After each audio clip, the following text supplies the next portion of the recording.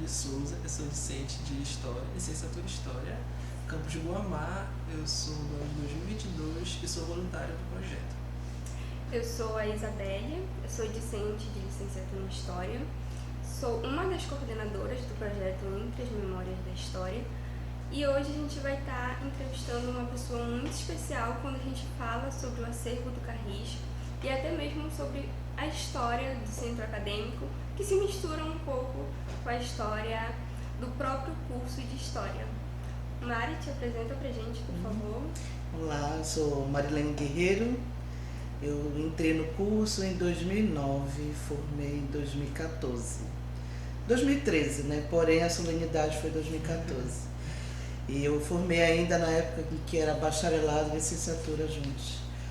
Hoje eu sou professora especialista e estou como servidora da SEMEC Belém, ministrando a disciplina de História.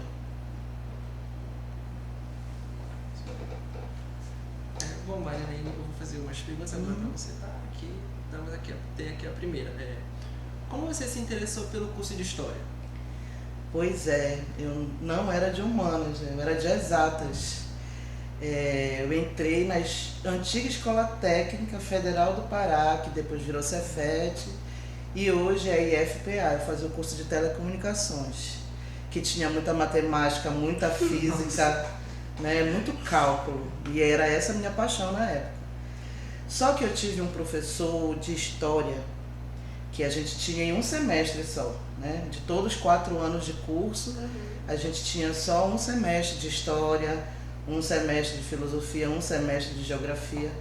E esse professor de História, ele fazia uma coisa na época, né, muito diferente. Ele abria o círculo e jogava um tema e a gente começava a discutir esse tema. E eu me sentia absolutamente perdida, porque eu não sabia de nada. E isso me fez buscar essas informações na época. O que vem muito na minha cabeça é quando ele falou sobre cabanagem. E pasme, né? Toda a minha vida escolar eu nunca tinha ouvido de cabanagem como ele tratou. Para mim, cabanagem foi uma revolução popular que aconteceu, tarará, ali em Belém do Pará, mas extremamente limitado, né? Assim como aparece nos nossos livros didáticos, né? Era isso que eu sabia. Mas só que ele começou a destrinchar e trazer informações que eu nunca tinha ouvido. Então eu torcia para aquela uma aula por semana, aliás, 2 aulas por semana, acontecer. E depois da aula dele sempre ficava um monte de gente rodeado, querendo saber mais. E aí eu perguntei, o que será que eu estou fazendo aqui, né? Eu terminei o curso de telecomunicações, mas aquilo ficou na minha cabeça. E aí eu passei 10 anos trabalhando na iniciativa privada, longe das salas de aula como aluna. E aí, em 2007, começou a me bater a vontade de fazer um curso superior, só não sabia qual era. E aí eu comecei a fazer cursinho para vestibular. Eu trabalhava o dia inteiro, mas eu resolvi fazer cursinho à noite, assistir a primeira aula, ok, a segunda, na terceira eu já estava dormindo, né? E aí eu tive no cursinho bons professores de História, que depois até viraram meus amigos. E isso me fez lembrar daquele professor de lá de trás, e aí começou a me dar vontade de fazer alguma licenciatura, só não sabia qual era. Aí na hora de escolher, né, o primeiro pleito que eu tentei no vestibular foi em 2008, aí eu escolhi História, eu não passei, ainda era aquela parte da história do vestibular da UFPA que tinha a primeira fase, segunda fase, terceira fase, ainda não usava a nota do Enem, né? A UFPA fazia a sua própria, né? Isso, vestibular, a UFPA fazia a sua própria prova. Aí eu passei na primeira fase, ok. Aí na segunda fase eu morri na beira. E aí voltei novamente para mais um ano de cursinho. Aí eu disse, não, agora eu quero História. Só que História era um curso, e até hoje é um curso concorrido, né? Acho que é uma das licenciaturas junto com a Educação Física mais concorrida, né? Aí eu disse, não, agora eu vou. E aí foi uma época em que eu saí da iniciativa privada, fiquei vivendo só do seguro-desemprego, e agora eu disse, não, tenho que ir, tenho que passar. E aí eu resolvi, né, que ia continuar na história, porque eu tinha um flerte com a filosofia, eu tinha um flerte com a sociologia, mas decidi história mesmo e consegui entrar no ano de 2009. E aí acontece que eu tive uma grande crise inicial, que eu acho que é o que acontece com muitos alunos, porque uma coisa é o que a gente vê no ensino médio, né, no ensino fundamental, e outra coisa que a gente vê dentro da universidade, é outra metodologia, uma outra abordagem, é tudo diferente, né? E aí eu decidi continuar. Né? Foi uma crise inicial que passou logo e dei continuidade no curso e eu não me arrependo, né? Eu acho que eu fiz outras licenciaturas, depois fiz pedagogia e depois eu fiz um outro bacharelado que foi arqueologia. Mas o que eu sou mesmo é historiadora, eu acho que é a única coisa que eu sei ser mesmo. E é isso. Mari, eu queria muito que tu falasse pra gente, pro pessoal também, como era o curso de História quando tu entrou na universidade. Pois é, deu um breve inicial aqui que ainda era dividido entre bacharelado e licenciatura, né? Então, no ano que eu entrei, em 2009, eles fizeram uma turma de manhã e uma turma à noite, né? E eram duas turmas extremamente diferentes, né? Existia realmente um abismo, não era só o turno da tarde que nos separava, era realmente toda uma questão, inclusive social. No turno da manhã os alunos eram mais jovens, recém-chegados do ensino médio, e o turno da noite tinha alunos de pouca idade, tinha, mas a maioria era assim que já tinha o perfil de trabalhar e ter que estudar à noite, né? Mais velho, mais maduro, né?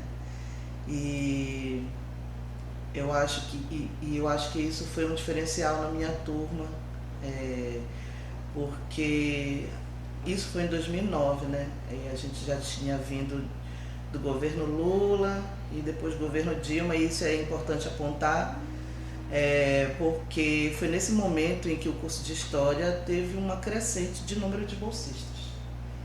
E eu acho que isso foi muito importante para tudo, para a questão curricular do curso, para a questão política, né? E daí depois vem a questão do CAIS, né? Do centro acadêmico. Então tudo isso eu acho que foi importante, o curso ter essas duas facetas, né? Da licenciatura e bacharelado. Na época a gente se questionava muito, onde é que eu vou seguir, né? Teve até algumas palestras que falavam sobre isso, né? O que a pessoa que tende a ir para a licenciatura vai fazer, e o que a pessoa que tende a ir para o bacharelado vai fazer. E aí tinha aquela discussão que os dois não se dividiam, era tudo a mesma coisa, porque o professor também pesquisava para montar seus materiais, mas só que na nossa cabeça tinha essa divisão, né? E aí tinha uma galera que se sentia mais importante, porque eu vou trabalhar só com pesquisa, não quero sala de aula. Achava que a sala de aula era menor, mais trabalhosa, de lidar com, 30 alunos, né? Eu, dentro da SEMEC, às vezes eu tenho turmas com 38 alunos, né? De sexto ano, aí vocês imaginam, né? Sexto ano, aquela fase que eles não sabem se eles são crianças, se eles já são adolescentes, aí fica nesse meio termo, né? Então, nessa época, a gente, enquanto aluno, a gente se preocupava muito com isso. Era um dilema, né? Meu Deus, para onde eu vou? Vou para a licenciatura? Vou para o bacharelado? Mas aí, ao longo do tempo, o curso foi se desenhando de uma outra forma, né? E aí houve uma sugestão, né, do governo de separação da licenciatura e do bacharelado, mas apenas uma sugestão, e que o curso acatou, infelizmente. Infelizmente, porque eu estava nesse processo, né, enquanto aluno, enquanto uma das diretoras do centro acadêmico, e foi um processo bem ruim, inclusive, né? Na minha avaliação, na avaliação de quem estava também no CAIS, de perda, mas a gente pode falar um pouquinho mais pra frente sobre isso, se tiver alguma pergunta em relação a isso. Mas era assim que o curso estava desenhado, né? Dividido entre licenciatura e bacharelado, e a gente muito preocupado em que caminho seguir. Eu me lembro que teve uma palestra que convidaram, né, egressos do curso que atuavam na licenciatura e outros que atuavam no bacharelado para contar as suas histórias enquanto alunos e depois enquanto formados e atuantes no seu nicho, né, no seu mercado de trabalho. Né? E batia um pânico. Assim. Eu sempre soube, vou para a sala de aula. Só que eu sempre estive inserido nos dois. Incrivelmente, né? Eu nunca deixei um para ficar com o outro, sempre consegui levar os dois. Às vezes eu estava em algum órgão, alguma instituição pública trabalhando no arquivo, né? Mas estava na sala de aula ao mesmo tempo, né? Conciliando os dois. Eu nunca me desvinculei de nenhum dos dois, inclusive. Estou agora na SEMEC, mas continuo pesquisando. Estou pesquisando atualmente charges da década de 70 nos jornais lá do Centro. Então, nunca me desvinculo de um e de outro. Como foi? Você já falou um pouquinho na tua fala, tu falou sobre o CAIS, mas eu queria saber como foi entrar no CAIS, como foi a tua vivência no CAIS?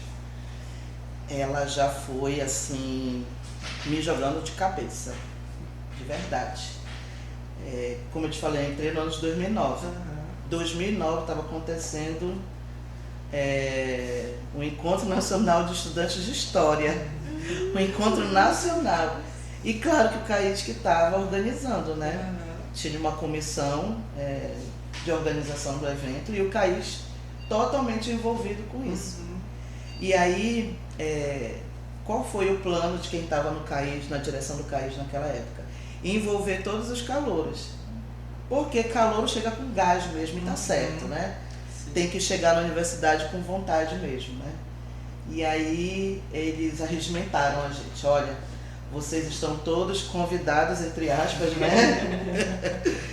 A fazer parte da comissão, se encaixar em alguma comissão, nas várias comissões que tinha, né? Que era comissão de cultura, comissão acadêmica, secretaria de esporte, a acadêmica, né? Para fazer toda a programação, e também tinha de estrutura, né? Então, como eu sempre gostei de organizar as coisas, eu fui para a estrutura. Aí, incrível, assim, já me senti extremamente importante, porque eu cheguei e já fui ser de uma comissão, né? E nesse período eu aprendi muito. Então, a gente entrou em março e o evento ia acontecer em julho, né? Eu não tinha a mínima noção do que se tratava. Eu não sabia o que era centro acadêmico. Naquela época, gente, eu nem gosto de falar assim naquela época, porque parece que é muito antigo, né? Mas fazem só o quê? 15 anos? Naquela época, realmente, a gente tinha pouco recurso da internet. Nossos celulares não eram, assim... muitos de nós não tínhamos acesso à internet, só no laboratório de história, né? Só nos computadores da UFPA, e ainda com muita luta, porque... tinha uma fila de espera, né? Então eu era uma pessoa assim. Então eu não sabia o que era Encontro Nacional de Estudantes de História. Eu não sabia o que era o papel do CAIS, apesar deles ter ido lá na Semana do Calouro explicar. Sim. Mas a gente imagina, mas não sabe o que é, né? E aí tem toda uma questão de representatividade estudantil, no conselho e tudo, nos espaços de decisão. E aí o CAIS, na época, eu recordo que ele tinha uma atuação bem forte, de pessoas muito, muito engajadas, né? E como eu falei para vocês, nesse período é que estava crescendo as bolsas, né? E muitas pessoas do CAIS eram bolsistas dos professores de iniciação científica. Em 2009 foi também quando começou as bolsas de permanência da PROEX, né? Com o professor Maia como diretor, o professor Fernando Arthur como pró-reitor de extensão. E isso fortaleceu muito, eu acho que o CAIS, fortaleceu muito o CAIS, sabe? como teve esse evento, a gente conseguiu um apoio muito grande da reitoria, muito grande da Pró-Reitoria de Extensão. Foi um evento muito grande. A gente conseguiu os blocos de sala de aula, ainda não tinha Almirante do Rio, né? Era só os blocos provisórios desde a ditadura militar, né? E aí a gente não tinha alojamento, a UFPA não tem alojamento até hoje. E aí a gente teve uma manobra lá. Nós tínhamos pedido os blocos de sala de aula para alojar esses alunos. Essa é a minha grande lembrança da primeira vitória que eu tive como, assim, comissão do evento, e depois isso me fez entrar no CAIS, né? Que foi, a gente pediu os alojamentos e foi negado, todos os professores negaram, todos, né? Em reunião do conselho. E aí a gente, e aí, como é que a gente vai colocar esses, sei lá, 1.000 pessoas, 1.200 pessoas, né? Onde a gente vai colocar esse povo, né? E aí nós pedimos uma reunião extraordinária, lemos todos o estatuto da UFPA e, como bons historiadores, futuros, né, historiadores, lemos nas entrelinhas. O que estava escrito lá? Não recordo direito, mas no regimento estava escrito mais ou menos assim: a UFPA não dispõe de alojamento para alunos em eventos acadêmicos.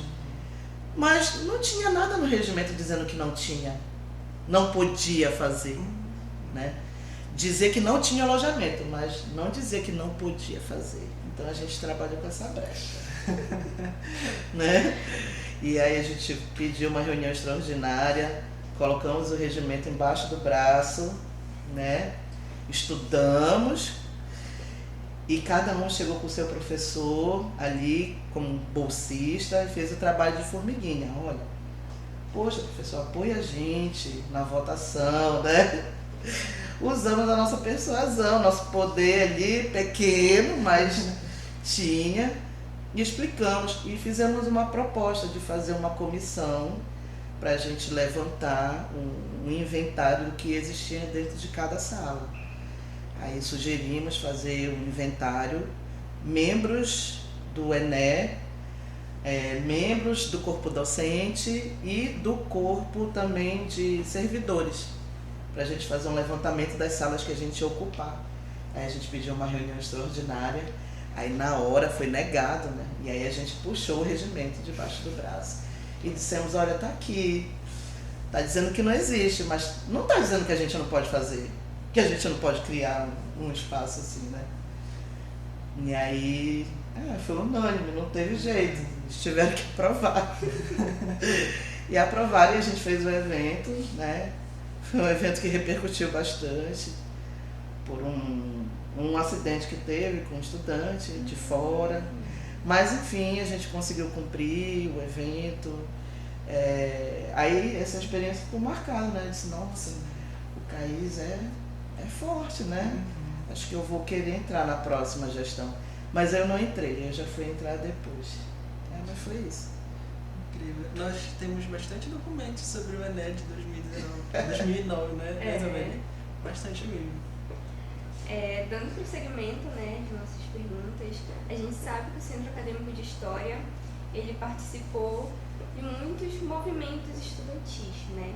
De muitos movimentos estudantis que tinham o objetivo de trazer melhorias para vocês, né? Para nós também, né? Quais foram os principais atos do Centro Acadêmico de História quando tu eras aluna? Olha, a gente lutou muito por aquele espaço ali, né? Como eu falei anteriormente, era um espaço que foi construído para ser provisório. E acabou sendo permanente. Então, era um espaço que ele não tinha uma estrutura para a sala de aula. Durante muito tempo, os alunos que me antecederam estudaram naquelas salas ali sem nenhum tipo de conforto. Sem ar-condicionado, os blocos eram abertos, né? E aí, campus à noite também, né? Sempre teve aquele rumor de insegurança, né? Então, quando eu cheguei já estavam os ar-condicionados, né? mas o CAIS continuava sendo aquele banheiro que foi quebrado, né? Inclusive eu tenho isso numa fonte de jornal, né? No Jornal Liberal eu tenho essa fonte de quando o banheiro foi quebrado, né? E para virar um centro acadêmico. E o centro acadêmico continuou com a mesma estrutura, né? Então, na época em que eu tive em 2 gestões diferentes, a gente lutou por várias coisas. A gente continuou fazendo a luta para garantir os ônibus para os eventos acadêmicos, né?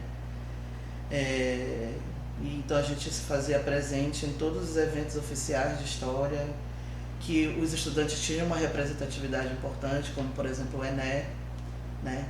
Que é o espaço que o estudante é protagonista, né? Os centros acadêmicos são protagonistas, né? Então é o ENE que a gente vai deliberar diretrizes para a atuação dos centros acadêmicos e dos estudantes do Brasil inteiro. Então a gente tinha as regionais e tinha a nacional também, né? Então a gente sempre se fazia presente. Nesse período teve essa crescente de bolsas, né?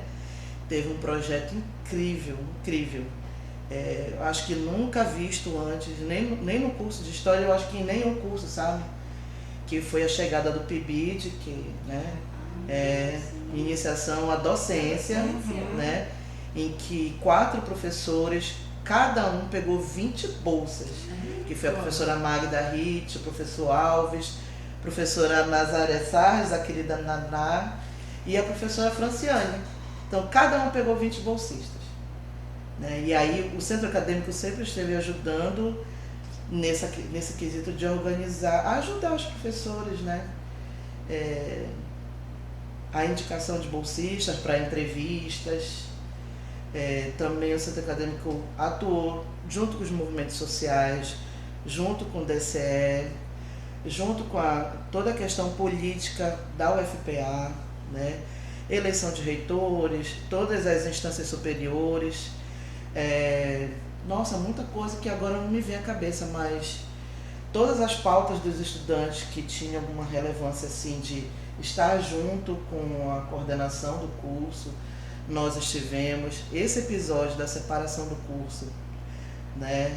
Não vou entrar em detalhe aqui como foi feito, mas tinha o projeto. O projeto nunca foi apresentado a gente de maneira acabada.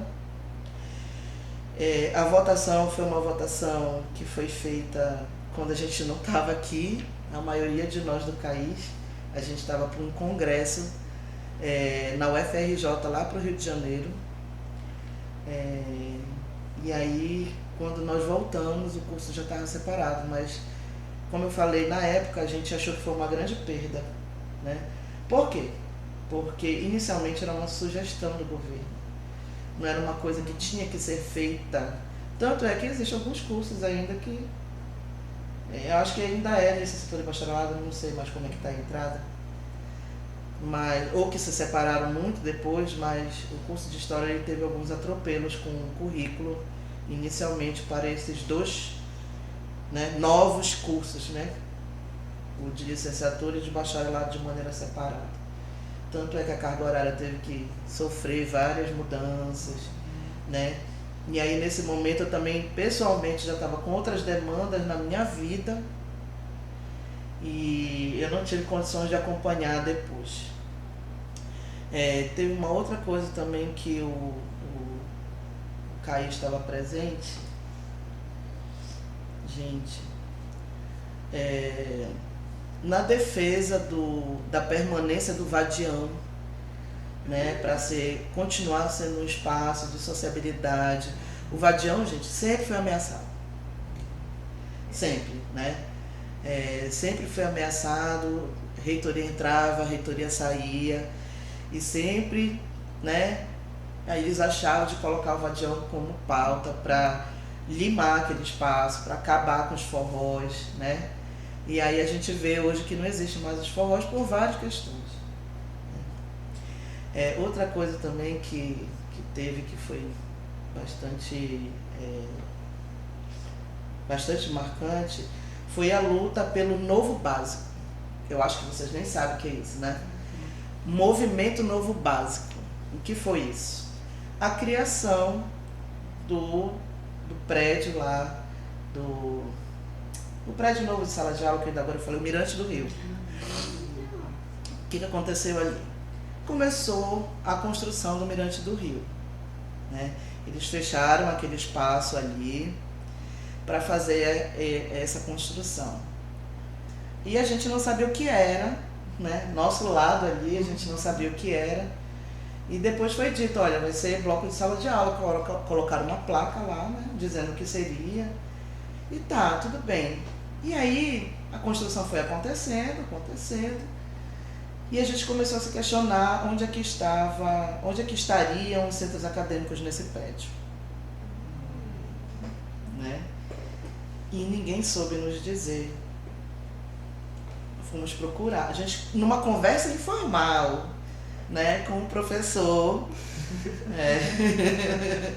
e ele não soube nos dizer. Foram 2 perguntas informais que depois viraram perguntas oficiais, né? A primeira foi, onde é que os centros acadêmicos ficariam ali dentro do prédio? Não sei, né? Foi a resposta. Outra pergunta, o que seria feito daqueles blocos de sala de aula? A resposta que nós tivemos foi que seria tudo demolido para fazer estacionamento. E aí a gente entrou em pânico. Como assim estacionamento desse tamanho? Já tem estacionamento pra caramba. E aí a gente ficou com aquilo, né? Cara, mas onde é que o centro acadêmico vai ficar? Né? E aí a gente foi pra cima, foi pra baixo, foi pra cima, foi pra baixo. Teve uma atuação importante da coordenadora do CAIS, que era a Daniele Souza. Hoje a Daniele é uma ativista, né? Ela, além de historiadora, ela é antropóloga também. E é uma ativista da Amazônia, né? Da Amazônia em Pé, né? E a Dani, ela inflou o peito mesmo e foi atrás. E chamou a gente, né? O restante dos coordenadores do CAIS.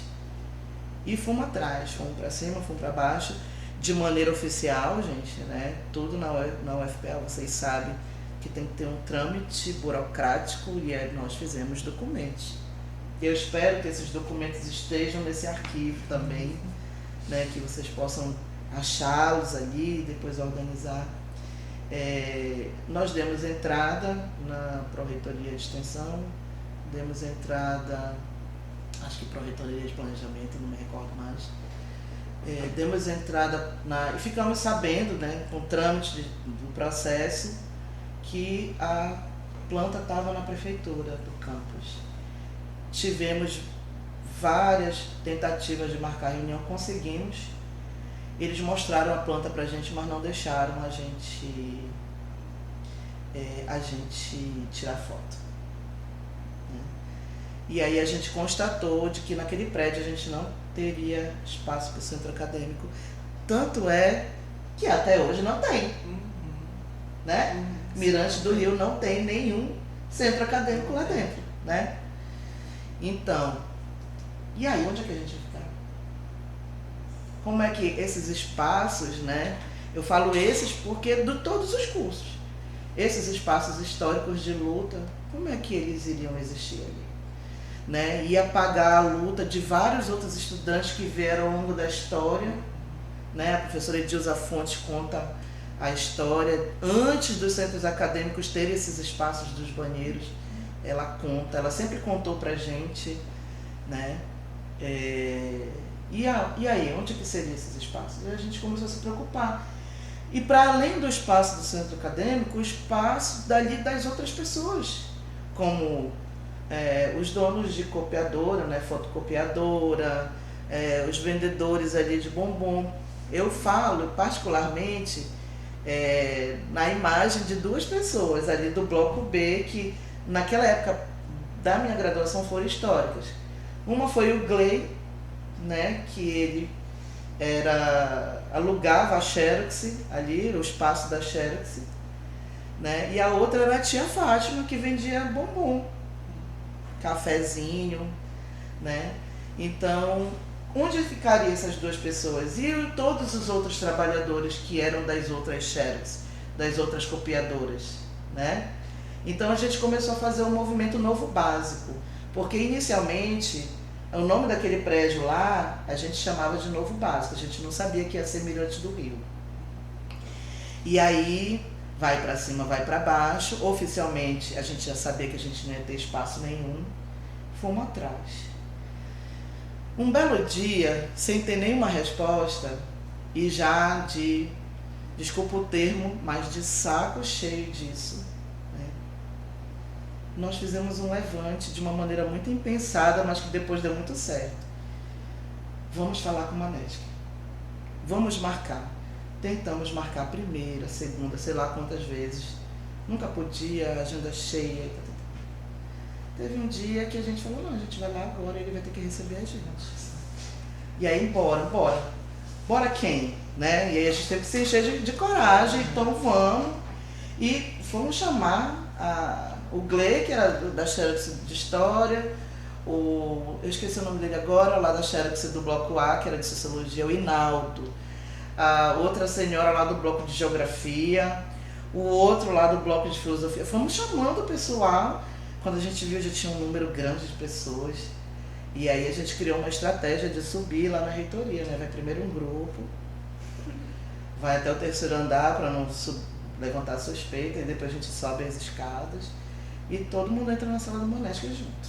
E foi isso que nós fizemos, né? E aí a gente pediu para que ali nós invadimos a sala do reitor, que na época era o Manesc, e a gente pediu para ele formalizar um documento assegurando que os centros acadêmicos continuassem existindo, né?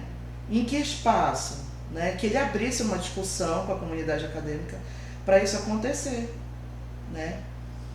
E aí ele disse para a gente na época que iriam ser mantidos alguns blocos. E aí a história já estava sendo contada diferente. Por que não disseram isso para a gente antes? Né? Mas isso veio de uma luta estudantil, que o CAIS puxou essa luta, entendeu? E foi na minha segunda e última gestão, né, que tinha outros companheiros também, como o Marcos Bararuá, o Bruno, a Daniele, e eu, que a gente estava assim na minha última gestão, né, eu já estava um pouco até afastada por conta de questões pessoais, TCC, essas coisas. Mas a gente foi em cima, e aí depois eles formalizaram o documento e o espaço está lá, né? Os centros acadêmicos, eles fizeram um projeto depois para isso, né? Para manter. Aí depois que eles disseram, cada sala, que antes era uma sala de aula, vai ser espaço de um centro acadêmico. E aí a gente também pensa em fazer algumas associações aqui, tanto é que hoje existe, né? Mas isso só aconteceu por uma luta estudantil, né? Que o CAIS puxou. E aí eu acredito que os meus companheiros se orgulham muito desse ato, né? Mas a gente é fruto também dos que vieram antes, né? Ninguém faz nada sozinho. É isso. Interessante, muito interessante.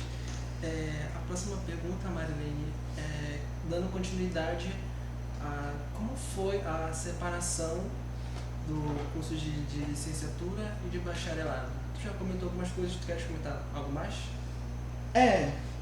Eu acho que eu falei bastante, né? Foi uma ocasião que eles tinham apresentado, a gente ouviu os rumores, né? Primeiramente não era nada oficial, a gente ouviu os rumores, aí depois oficializaram. Claro que a gente tinha cadeira, né, dentro do conselho, dentro das reuniões, né? Mas no início era um projeto que ainda não estava bem desenhado. E isso é o que eu recordo, né? Lembrando que nesse período eu já estava um pouco afastada. Eu entrei no curso sendo mãe solo, né? O meu filho, ele é atípico, TDAH e autista, então a minha demanda é muito maior, né? Apesar de ter uma rede de apoio. E mulher que morava na periferia, mora ainda, né, na periferia, né? Uma mulher que mora na periferia, mãe atípica, solo, negra, gorda, com uma mãe que estava internada 2 meses no hospital esperando por uma cirurgia do coração.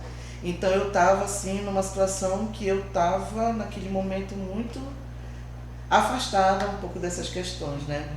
A minha última participação ativa dentro de uma viagem e depois do CAIS foi realmente esse congresso que a gente foi lá para a UFRJ. E aí quando a gente voltou já tinham separado o curso, né? E aí teve um professor na época que disse: vocês não vão fazer nada? Vocês não vão fazer nenhum movimento? E aquela fala dele me mexeu, sabe? Vocês sempre foram muito ativos, e ele estava certo. Não me cancelem, pelo amor de Deus. Mas eu acho que ele tinha razão. Eu acho que a gente poderia ter feito mais. Sabe, enquanto CAIS, enquanto estudantes, sabe? Que tem ali o protagonismo, porque eu acho que os nossos professores, talvez eu acho que nem eles sabem o que eles estavam fazendo quando eles aprovaram essa separação. Eu acho que eles não sabiam o tamanho do pepino que eles iam ter que desenrolar, descascar depois. Porque, como eu falei para vocês, o curso, não sei como é que está agora, mas ele levou um bom tempo para se ajustar depois dessa separação entre bacharelado e licenciatura. Apesar de já estar formada há algum tempo, recentemente eu ouvi rumores, né, de que não iriam ofertar entrada de novos estudantes no curso de bacharelado. E eu achei muito legal assistir pelas redes sociais o movimento dos estudantes. Assim, é isso mesmo, né? Aí eu lembrei disso, eu acho que é pra gente ter feito isso daí. Acho que faltou. Mas também eu recordo que foi justamente nesse momento em que a gente viajou que o curso foi separado, né? E talvez tenha sido uma estratégia também, né? De quem estava ali à frente para separar o curso, né? Acho que talvez uma hora chegasse essa separação, talvez. Mas eu acho que foi muito abrupto, foi muito de qualquer jeito, sabe?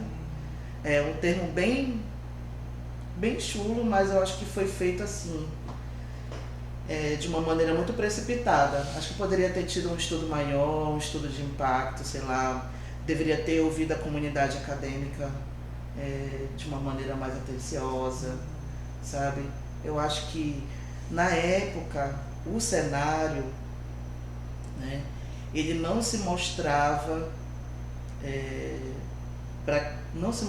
como um cenário que cobrasse para que o curso tivesse essa separação do jeito que foi feito, sabe? Acho que eu poderia ter feito com mais calma, se fosse ocorrer. A história poderia ter sido diferente. E eu acho que isso causou um impacto nos estudantes muito grande, né?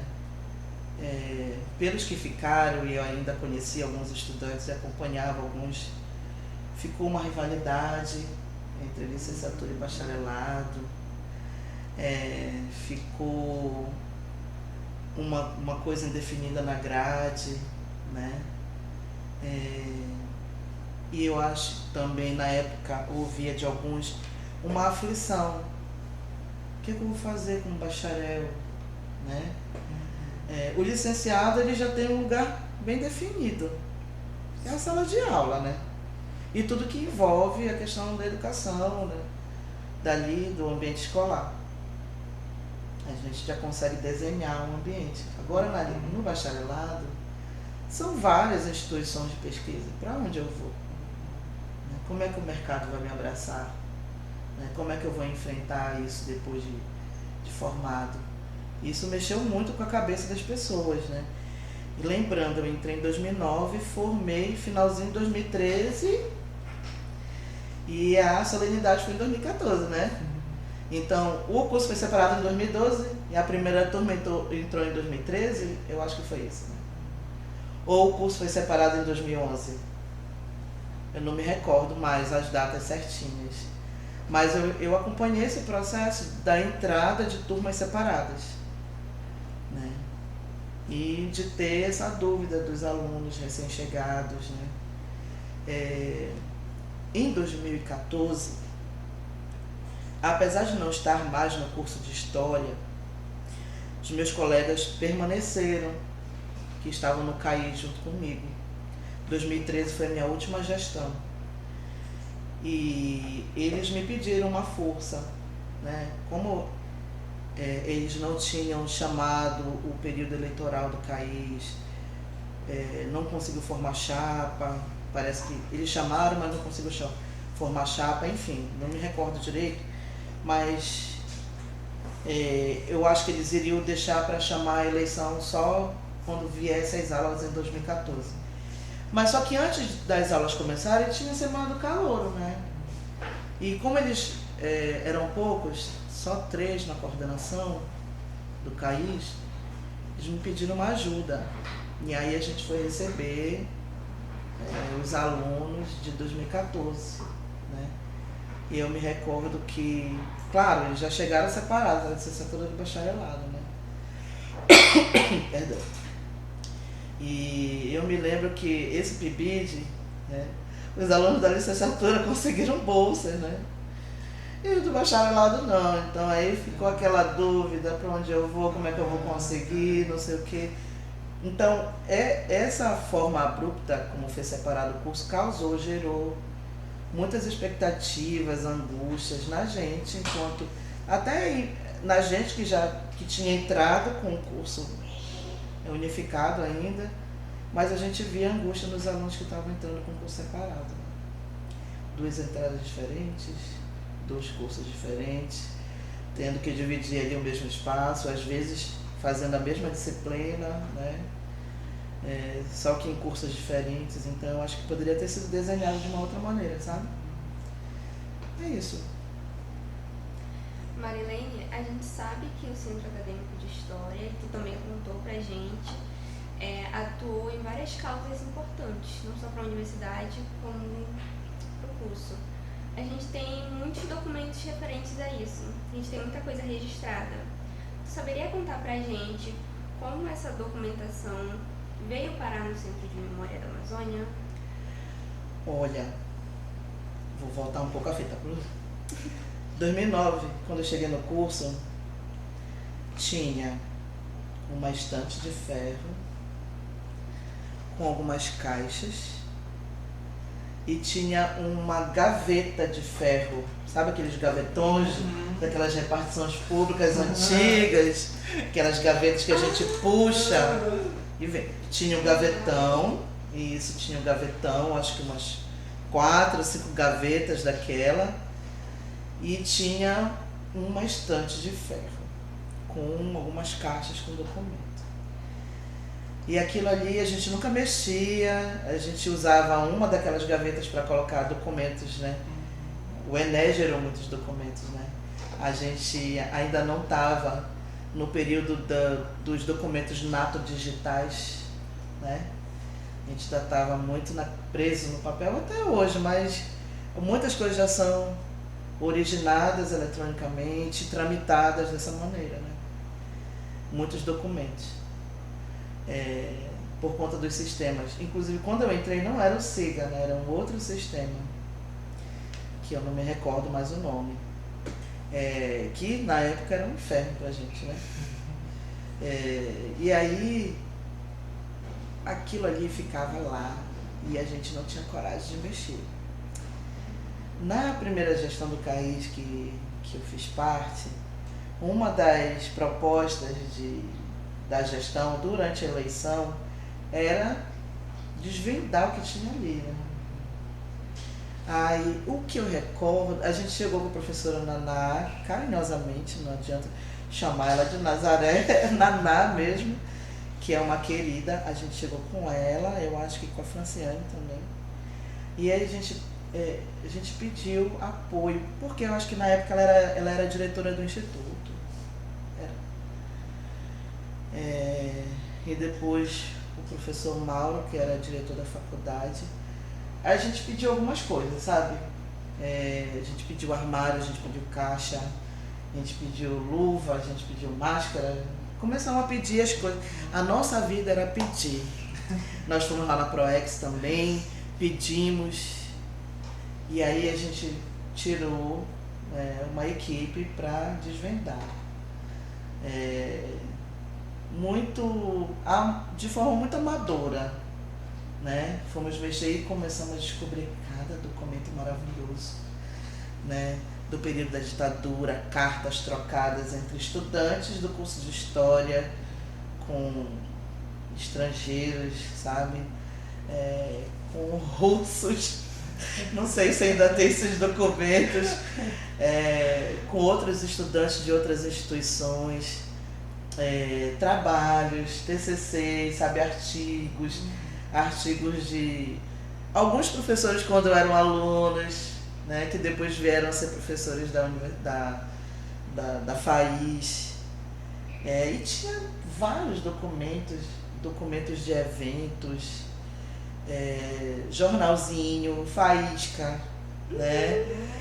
Outros jornalecos, outros jornaizinhos de outros cursos que deixavam seus exemplares lá com a gente, fotos, muitos documentos interessantes. Então, quando a gente abre um arquivo, ele fala por si só, né? É que nem o historiador fazendo perguntas para a fonte, né? Aí, às vezes, as perguntas se esgotam e a gente está ali no meio daquela documentação e ela começa a falar por si só. Recortes de jornais, gente, dá para fazer uma hemeroteca maravilhosa com os recortes, né? Aí tinha conquista de meia passagem, briga no vadião, intervenção de polícia dentro do campus, documento da ditadura militar, acho que também tinha da morte do César Leite em 81, que foi estudante morto dentro da UFPA, com um tiro dado pelas costas por um policial disfarçado como aluno. A UFPA conta muitas histórias e isso seria uma memória institucional maravilhosa, não só para o curso de História, né? Mas para toda a instituição, assim. A gente tem o Memorial César Leite, que é um repositório digital importante, projeto da professora Edilza Fonte, mas o CAIS também tem documentos, né?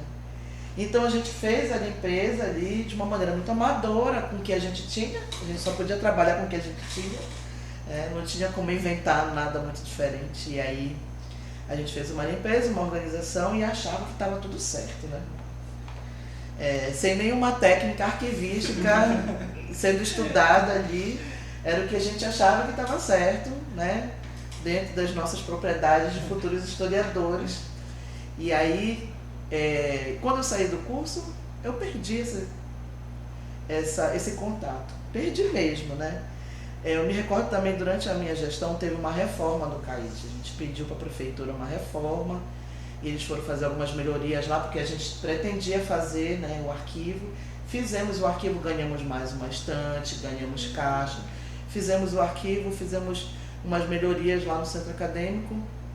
Quando eu saí do curso, eu fui fazer uma especialização lá na UFPA e uma outra graduação. Então eu sempre estava lá no CLEI e eu sempre dava uma brechadinha lá na sala do CAIS. Depois de um tempo eu vi que estava meio que abandonado, me deu um dó, assim. Até um tempo desse eu tinha as fotos que eu tirei lá quando estava abandonado. Posso procurar. Eu fiquei muito triste, né? E só que assim, a vida me levou para outros caminhos que eu não podia estar mais ligada, né? A roda da vida a engrenagem vai mexendo. E eu não podia ficar ali parada, mesmo porque, né? Tinha outros alunos e eles podiam tomar essa propriedade disso, né? E aí, quando eu fiz parte de um projeto do professor José do Espírito Santo e da professora Adriana Coimbra, que foi um projeto do arquivo do GEMPAC, né? O Centro de Memória da Amazônia abriu espaço para esse projeto, fornecendo uma sala, uma estrutura para esse projeto do GEMPAC, e eu fui ser uma das bolsistas pelo curso de arquivologia, né? E conversando com os meus colegas, eu lembrei do arquivo do CAIS, falei, né? E aqui no Centro de Memória tem os bolsistas que são de história, né? A conversa rodou, né? E aí a coordenadora, acho que do CAIS da época, falou, olha, as caixas com esses documentos tá aqui no Centro de Memória, né? E eu falei, cara, fiquei feliz. Por quê? Como eu entrei no curso de arquivologia e agora eu sou uma arquivista também, né? Claro, o conhecimento do arquivista, ele é um conhecimento técnico de arquivo. Aí agora eu já tenho, né? Esses conhecimentos. E eu fiquei muito feliz porque no CAIS não tinha a mínima condição. Não é um arquivo. Não é um ambiente de arquivo, né? É uma sala dos estudantes de história para várias finalidades, mas não é um arquivo, né? Precisa de iluminação, precisa de temperatura, precisa de acondicionamento correto, né? Precisa de uma estante correta, precisa de uma caixa correta, tem toda uma questão da oxidação, do pH, do papel e tal. E como são vários papéis diferentes, porque é jornal, suportes diferentes, porque é jornal, tinha fotos, tinha até fita VHS, né? Eu nem sei se isso ainda faz parte do acervo. Muitas revistas, né? Então são suportes diferentes que precisam de acondicionamento diferente, né? E o Centro de Memória é um espaço de arquivo. Então eu fiquei muito feliz quando eu soube que estava aqui. E aí com o projeto, né? Eu vi o projeto que vocês estão fazendo, sendo propagado, chamando bolsistas, chamando voluntários, né? E aí eu fiquei muito feliz porque, cara, aquele negócio lá de trás, né, tá sendo importante para os alunos de hoje, 15 anos depois.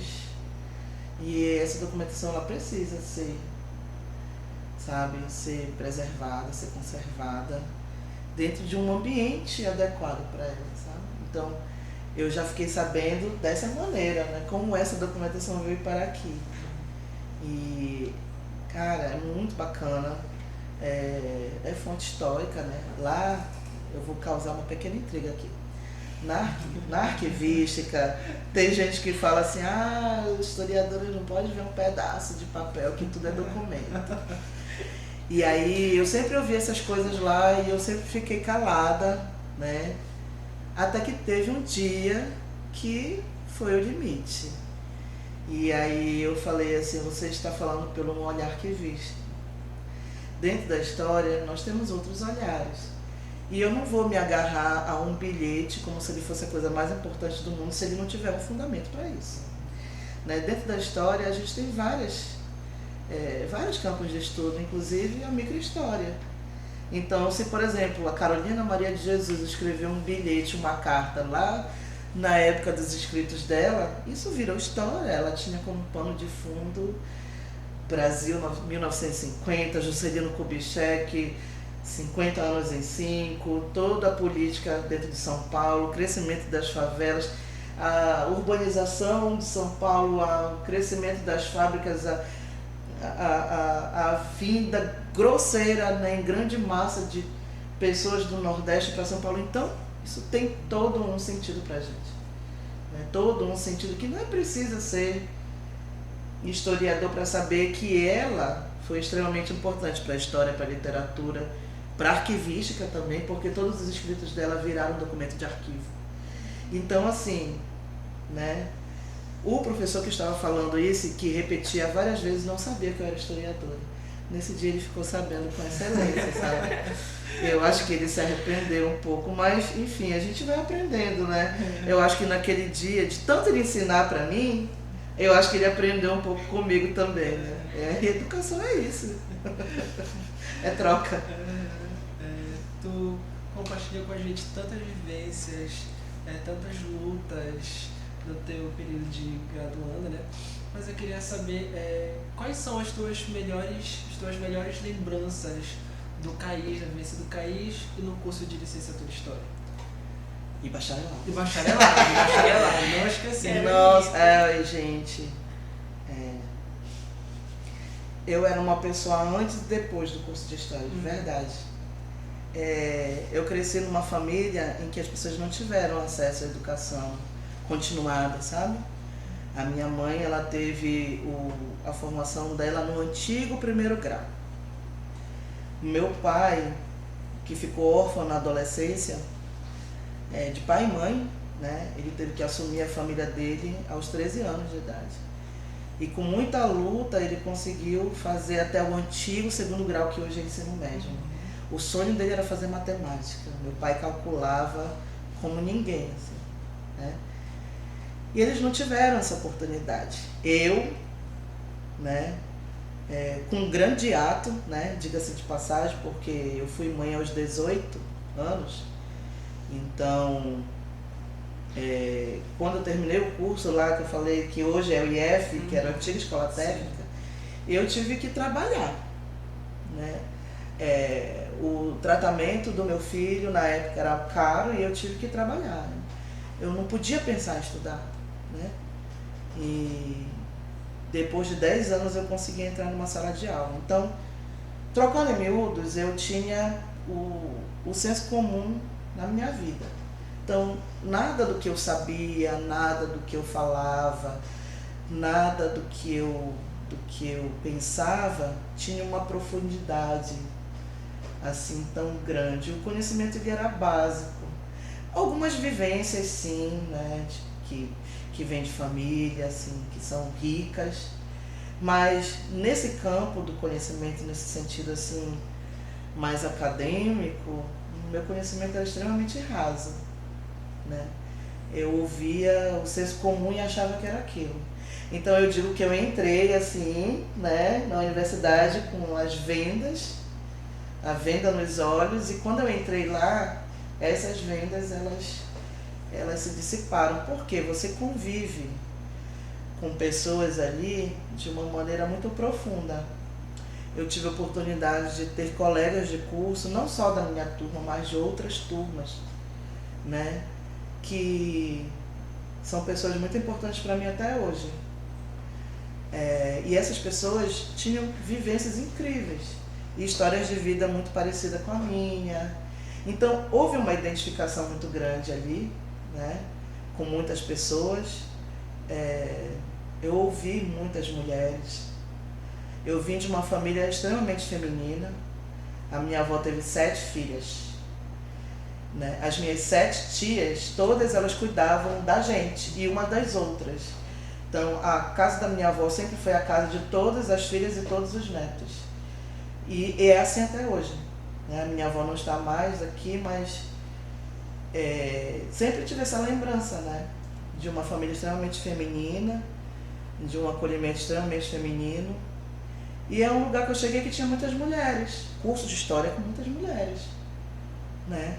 E muitas mulheres importantes para mim, muitas mulheres fortes, que eu aprendi muito, então eu comecei a ouvir muito essas mulheres. Eu sempre falei muito, estou falando muito, mas lá eu sempre parei para ouvir bastante as pessoas que eu convivia. E era onde estava também muitas questões.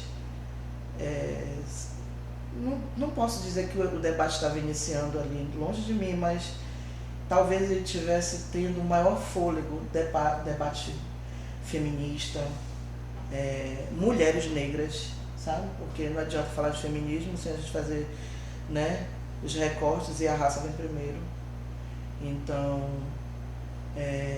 eu parei para ouvir muitas mulheres e eu aprendi muito com essas mulheres, sabe? Muita coisa foi modificando de uma maneira muito rápida na minha vida que eu não consegui dar conta dessa mudança. Quando eu vi, já tinha acontecido. Então isso foi muito importante. A convivência com algumas pessoas que estão na minha vida até hoje, né? E eu me sinto muito grata por elas estarem até hoje, né? Todo mundo com a sua vida, mas a gente sempre entrando em contato em algum momento. As viagens, eu não posso negar, não posso. Tinha comissão de viagem, as viagens continuaram. Acho que nunca os estudantes de história viajaram tanto na vida para os congressos, né? A gente viajou para muitos lugares, gente. tanto para os ENES, os regionais, os nacionais, quanto para o AMPUR, né? Para outros congressos dentro das universidades. A gente foi para a UFRJ, foi para a UERJ, fomos para Fortaleza 2 vezes, né? Nossa, foram muitos lugares. Eu também fui muito de forma independente, né? Foi muito importante essas viagens, sabe? As pessoas falam assim, estudante quer ir para se divertir. Claro, a gente tem que ter acessibilidade, pelo amor de Deus, a diversão faz parte. A diversão é fonte histórica, né? A sociabilidade é estudo, né? É objeto de estudo.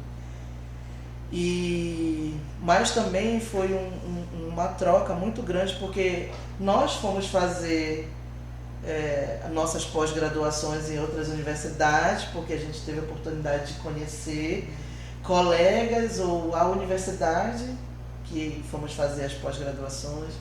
Estudantes de outros lugares vieram fazer suas pós-graduações aqui, né? Eu conheci alguns que vieram fazer mestrado, doutorado aqui, porque me conheceram lá em Fortaleza em 2010, né? Na arquivologia eu tive a oportunidade de ter um professor vindo de João Pessoa, que me conheceu enquanto nós éramos alunos lá em Fortaleza em 2010. Então essas coisas elas são muito marcantes, né? Vai marcando a gente. O CAIS, o curso de História, ele foi um ponto de partida. E hoje eu não sei me desvencilhar da história. Assim. O curso de História foi extremamente importante para mim. Como eu apontei aqui, eu fiz curso de Pedagogia, formei. Fiz outro curso na UFPA, que foi Arquivologia, formei as 2 primeiras. Mas nada se compara à minha graduação de História. Eu vivi tudo muito intensamente. Diga-se de passagem, fui uma excelente aluna. Meu currículo está aí, minhas notas, para quem quiser ver, documento público mesmo, né? Fui uma excelente aluna, brigava por cada décimo, tá aí o Cal, né? Professor Cal, que ele dava 0,25, gente. Eu brigava por cada décimo. Fui uma excelente aluna, fui bolsista de iniciação científica, de projeto de extensão, bolsista permanência, fui bolsista de instituições de fora, né? Estagiei em vários órgãos aí públicos. Vivi de todas as maneiras na universidade, sabe? Então eu fiz amizade para a vida inteira. Eu tive experiências de viagem, de intercâmbio, né? De outras universidades, de outros lugares, de outros cursos, outros currículos, outros professores, outras palestras. Nós fizemos, enquanto CAIS, eu esqueci de falar isso, muitos eventos acadêmicos. muitos, né? Então, eu praticamente vivia para aquilo ali. Então, marcou tudo. As minhas outras graduações foram tudo meia boca, gente. Foi tudo assim, meio assim. Mas História não. História foi, desde o início, me jogando de cabeça. Então, foi muito importante. Eu acho que eu não sei viver sem ser historiadora, claro, né? Isso é uma construção, mas a instituição, claro que ela tem um papel muito definido nisso. Então o curso de História foi muito importante para mim, sabe? E eu acho que também a gente deu a nossa contribuição na época para marcar o curso também, né? 15 anos depois estão me chamando aqui. É porque alguma coisa tem, né? Os meus colegas também. É isso. Mari, te chamando de Mari, né? Muito intimamente. Porque a gente já conviveu, né? A gente já trabalhou juntos. Acho que eu tenho aval para te chamar de Mari. A gente encerra esse momento com a Marilene, agradecendo por todas as contribuições, por todas as falas, por todos os relatos. Sem dúvida, foi um momento muito enriquecedor para a gente conhecer um pouco mais sobre o documento que nós estamos trabalhando e para te admirar mais ainda.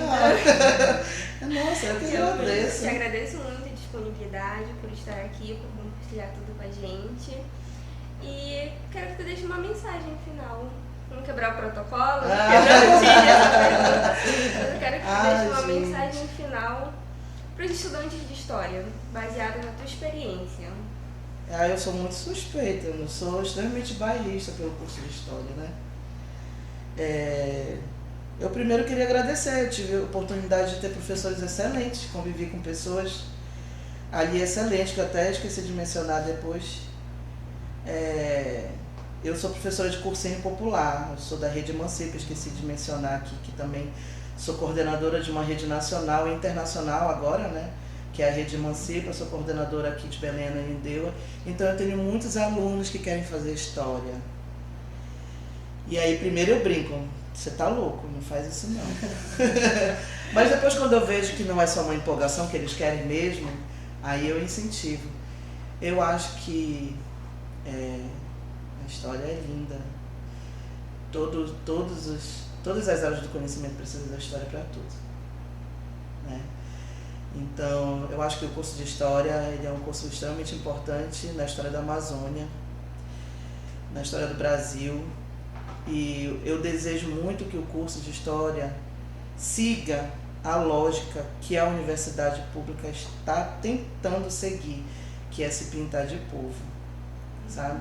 Que os nossos docentes de História, os próximos que entrarão, sejam fruto, né, da classe trabalhadora, sejam pessoas pretas, porque a gente tem que ocupar esses lugares também, sabe? Então, se pintar de povo, se pintar de preto, de verdade. Porque, como eu ressaltei, admiro os professores que eu tive e que estão, mas eu acho que o povo preto também tem que tomar esse protagonismo, esse poder. E a gente está estudando para isso. É isso que eu desejo para o curso de História, se pintar de preto. Gente preta. Muito obrigada, Mari. Obrigado. Por hoje é só. Olha, Obrigado. Olha, no momento que nós íamos encerrar.